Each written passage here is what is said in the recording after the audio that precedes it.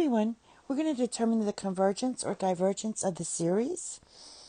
We're going to use the ratio test on this. We have n factorial divided by 2n plus 1 factorial. All right, so for this, we're going to take the ratio test and see. I know this is kind of small here. If our limit is less than 1, then that's going to be convergent. If it's greater than 1, it's divergent.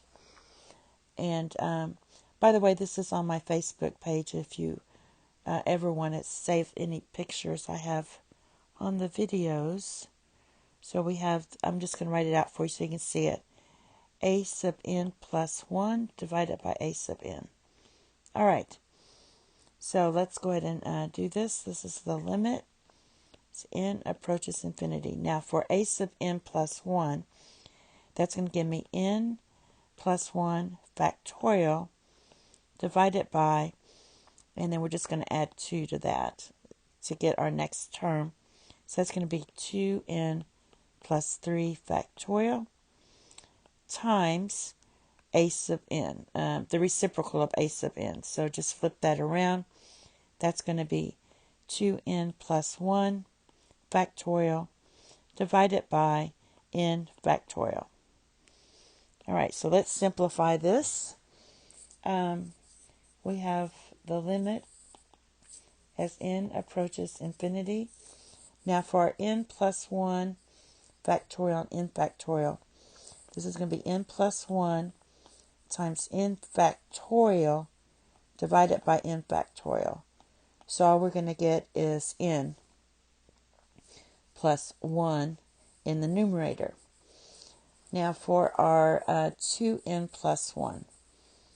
So basically for this piece, this is, let me write 2n plus 1 factorial divided by and expand this. This is going to be 2n plus 3 times 2n plus 2 times 2n plus 1 factorial. So these two will cancel out. And for the denominator, you're going to get 2n plus 3 times 2n plus 2.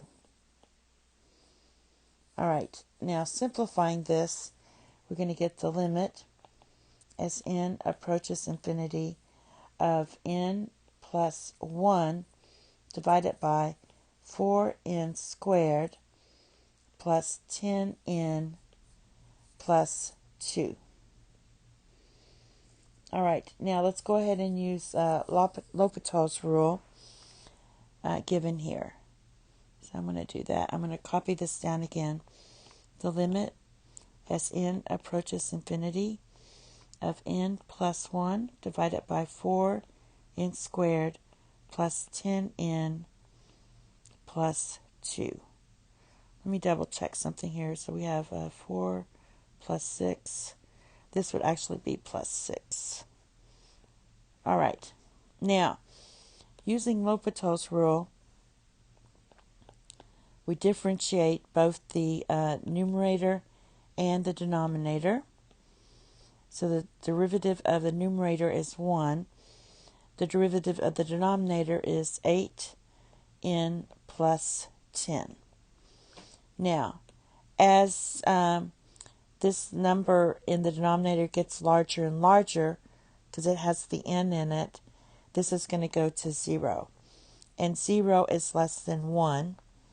So that means it is convergent. Our series is convergent. All right. Thank you. Have a nice day. Bye-bye.